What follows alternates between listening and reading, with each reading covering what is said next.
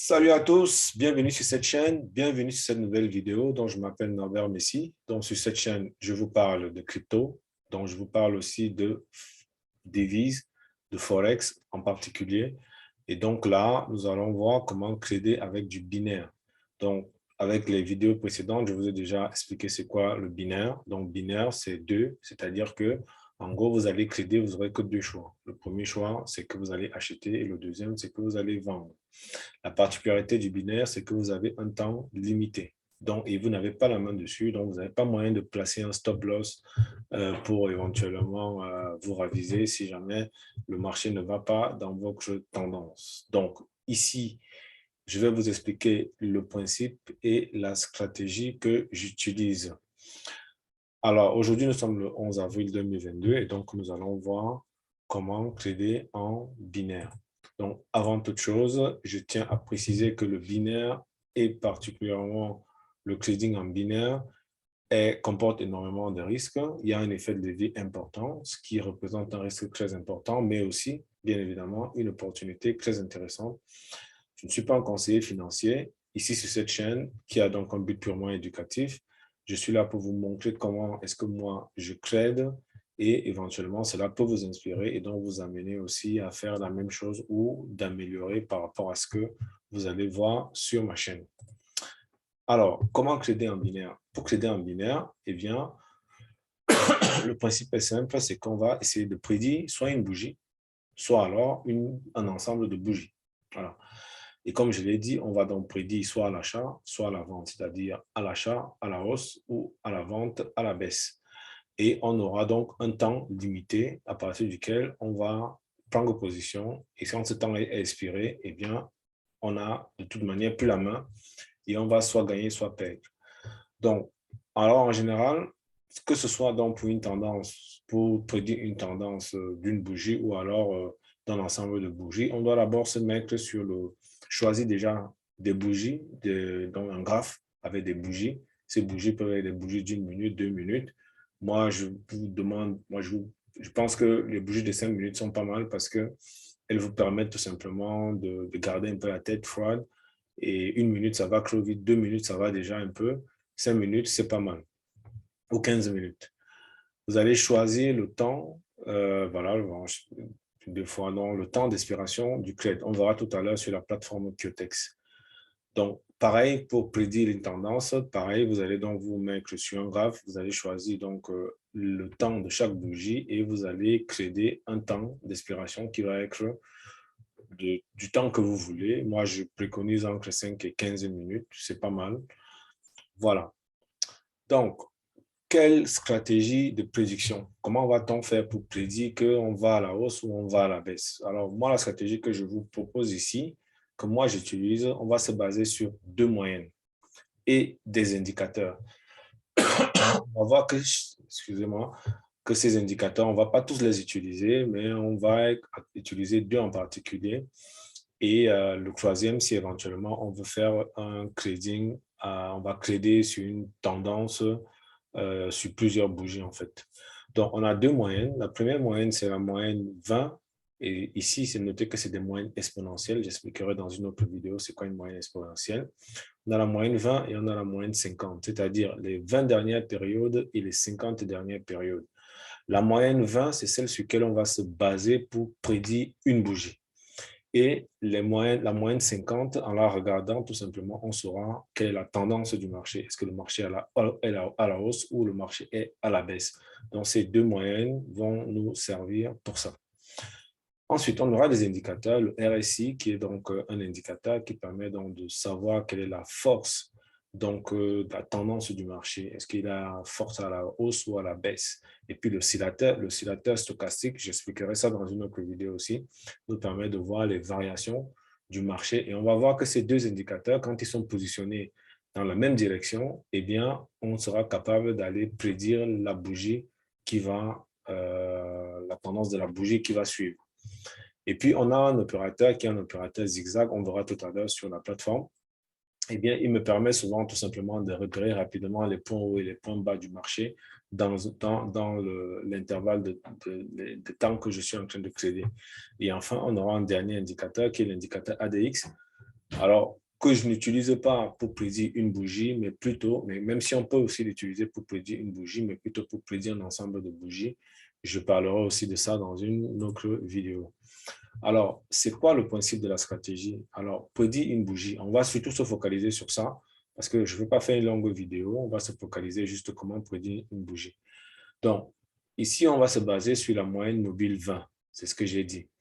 Donc, lorsque cette moyenne mobile 20, lorsqu'une bougie traverse la moyenne mobile 20, elle traverse, hein, donc la bougie suivante aura la même tendance en général. Pour ça, il faut que le RSI et l'oscillateur stochastique pointent dans la même direction qu'on souhaite prédire. Ça veut dire qu'en fait, si on souhaite prédire à la hausse, il faut que le RSI et l'oscillateur stochastique en fait, pointent tous les deux vers le haut. Voilà. Parce qu'on ne veut pas trader à contre-tendance. Ce n'est pas bien de trader à contre-tendance parce qu'on aura du mal parfois à prédire sur une contre-tendance. Donc, les deux moyennes doivent être distances l'une de l'autre, on verra tout à l'heure. Sinon, la tendance est aléatoire, c'est-à-dire qu'on risque d'avoir une sorte on risque d'avoir du mal à prédire en fait. Lorsque le marché est à la baisse, il faut prédire à la baisse. Donc, il vaut mieux attendre que la bougie traverse donc la moyenne mobile 20 par le bas. Et comme ça, on prédit la bougie qui vient par la suite par le bas. Et pareil, lorsque le marché est à la hausse, il faut prédire, et ici, bien évidemment, c'est une erreur, il faut prédire à la hausse. Donc, ce qui veut dire que on va donc privilégier que lorsque le marché est à la hausse et qu'on traverse cette moyenne mobile 20, la bougie qui vient après, ça va être une bougie qui va aller à la hausse. Donc, pour illustrer tout ça, on va aller donc sur la plateforme Quetex ici. Pardon. Voilà. Bien évidemment, il faut savoir que toute stratégie, voilà, on est là sur un exemple très intéressant. On voit bien, on était sur un marché à la hausse. Donc là, bon, on peut prédire à la baisse. Pourquoi? Tout simplement parce que ici, on a la moyenne mobile en rouge. Là, on a la moyenne mobile 50. Comme je l'ai dit, c'est elle qui nous donne la tendance. On voit que la tendance ici a l'air à la hausse. Et on a une deuxième moyenne mobile, donc qui est la moyenne mobile 20. On a dit que cette moyenne mobile, lorsqu'elle est traversée, eh bien, parce qu'on voit que le marché, on voit que l'indicateur, ici on a nos deux indicateurs, là. On a l'indicateur RSI qui pointe vers le bas, on a le stochastique qui pointe vers le bas, et dans ces cas-là, cette bougie qui a traversé dans la moyenne mobile 20 et la bougie qui vient après, qui est dans celle-ci, on aura prédit qu'elle sera aussi à la baisse. Voilà. Donc, je reviendrai sur les prochaines vidéos. Hein. Donc, on peut aller chercher ce principe un peu partout. On voit bien hein, la moyenne mobile 50, elle nous donne tout de suite la tendance du marché. On voit que le marché est à la baisse.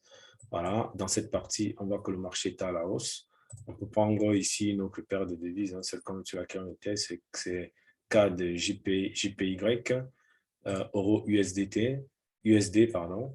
Donc, on voit ici que lorsque les deux moyennes sont très proches l'une de l'autre, on peut avoir des tendances qui sont un peu bizarres.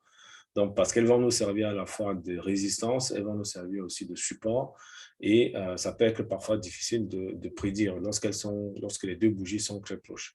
On voit ici que, par exemple, sur une tendance, pardon, bien évidemment, il faut voir quand elles sont assez proches. Bon, comme je l'ai dit, c'est mieux de ne pas trader. Ou alors, si on veut trader, il vaut mieux trader avec un temps un peu plus long et non pas prédire la bougie, mais prédire plutôt un ensemble de bougies. Et comme je disais, dans ce cas, on va faire appel à un troisième indicateur qui est dans l'indicateur ADX, dont on verra après, hein, lorsqu'on a donc les croisements.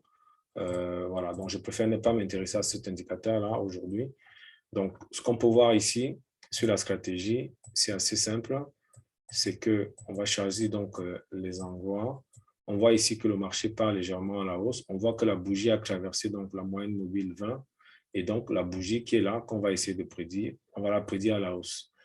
Ici, on a certains marchés qui est un peu légèrement aléatoire, mais qui baissent légèrement. On voit qu'on traverse la moyenne, même si effectivement la moyenne 50 est proche, on voit que la prochaine bougie, elle va à la baisse. Et à chaque fois, vous voyez que l'oscillateur stochastique et le RSI sont pointés dans la même direction. Donc, et on a des zones ici, là, où il ne faut absolument rien faire. C'est des zones où on n'a pratiquement pas de tendance. Les deux moyennes sont très proches, il n'y a pas de tendance. Ici, on voit que les deux moyennes se sont séparées, moment où ils se sont séparés, on a donc privilégié de trader à la baisse. Ensuite, voilà. Alors ici, pareil, donc on a ici donc, les deux moyennes qui ne sont pas très proches. Elles sont proches, mais pas trop.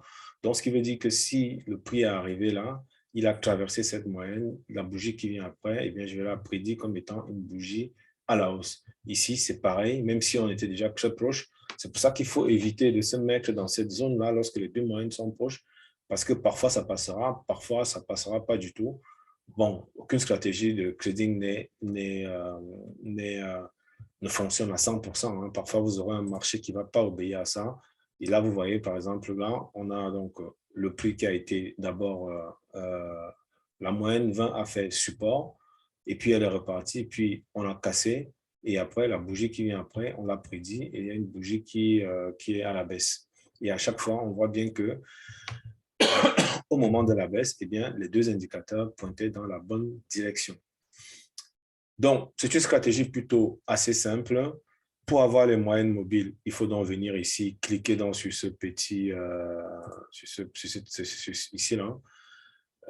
Et donc, on va donc cliquer ici pour avoir Moving Average, qui est dans la moyenne mobile. Quand on clique sur moyenne mobile, il va nous proposer les périodes.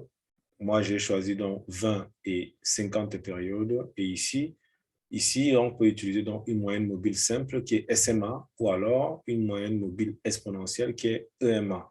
Donc, on va donc cliquer sur EMA et on va donc avoir la bougie qu'on souhaite mettre. Alors, lui, il m'a mis donc ici, comme on peut le voir, la bougie, il a rajouté une bougie supplémentaire que je vais supprimer. Donc, quand je clique là et je vais supprimer cette bougie.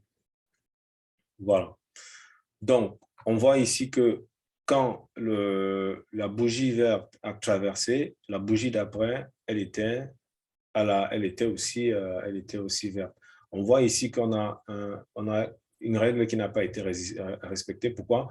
Parce qu'il n'y a pas une, comment dire, il y a pas une stratégie qui marche à 100%, mais en plus de ça, comme je l'ai dit, là, on est à la baisse, donc il vaut mieux ne pas prédire à la hausse. Donc, il vaut mieux prédire à la baisse. Ça veut dire que ici, on était dans une tendance qui était à la baisse. On a traversé, on a prédit la bougie là, même si elle n'est pas trop pleine. On va plutôt chercher. Voilà, on a traversé, on a passé la bougie, même si elles étaient très proches, ça a été le cas. Ici, on est à la hausse. Voilà.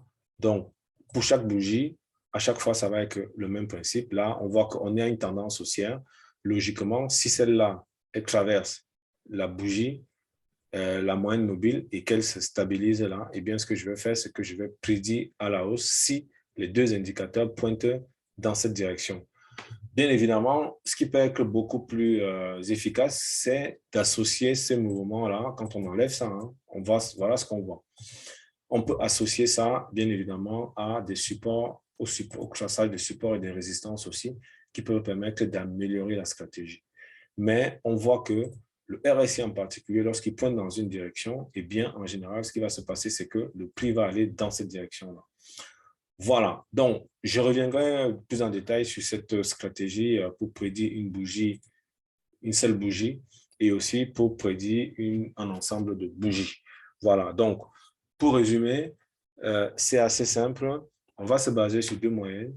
Une moyenne 50 et une moyenne 20. Donc, la moyenne 20, quand on la traverse, eh bien, la bougie qui vient après va être de la même couleur, donc de la même tendance. Ce qui veut dire que là, par exemple, on voit que la moyenne est en train de rejeter ici, donc cette bougie qui est en train de partir vers le haut. Ça veut dire probablement que le mouvement va recommencer à la baisse. Donc, quand on traverse cette moyenne, en général, on va et que le RSI et l'oscillateur stochastique pointent dans la même direction, eh bien, c'est que la bougie qui va suivre va continuer. Ici, vous voyez que cette moyenne a servi de support. C'est aussi une deuxième possibilité de trader. Hein. Comme on est à la hausse, elle a fait support là. La bougie là s'est mise en verte et puis on peut prédire cette bougie en disant qu'elle va aller à la hausse. Donc, ça va généralement être comme ça qu'on va trader. Mais bien évidemment, comme je l'ai dit, il faut que les deux moyennes soient assez écartées l'une de l'autre. Sinon, Si elles ne sont pas écartées, on risque de se retrouver avec un comportement parfois aléatoire comme on a dans cette zone-ci. Voilà. Donc, ceci met fin à cette vidéo. J'espère que j'ai été suffisamment clair. On a vu donc comment trader en binaire sur du Forex ou sur autre chose. Hein. Le principe, deux moyennes, moyenne mobile 20, moyenne mobile 50. La moyenne mobile 50 nous donne la tendance du marché. La moyenne mobile 20 va nous permettre de faire du trade. Elle va nous servir, si on la passe, ça veut dire qu'on a cassé le support ou la résistance. Et la bougie qui vient après, elle va être de la même tendance si le RSI et le oscillateur stochastique pointent dans la même direction. Et on a vu qu'il faut privilégier, bien évidemment, la baisse lorsque le marché est à la baisse, donc attendre les opportunités de vente. Et lorsque le marché est à la hausse, attendre les opportunités d'achat. Donc, ceci met fin à cette vidéo. Si tu n'es pas encore abonné à ma chaîne, je t'invite à t'abonner. Je t'invite aussi à activer la cloche de notification et pour pouvoir avoir donc mes prochaines vidéos. Et rejoins-moi sur le groupe Telegram à travers lequel je vais partager la stratégie et sur lequel donc je vais aussi échanger. Si tu as des questions, je pourrai y répondre. Sur ce, je te dis merci et à bientôt pour une prochaine vidéo.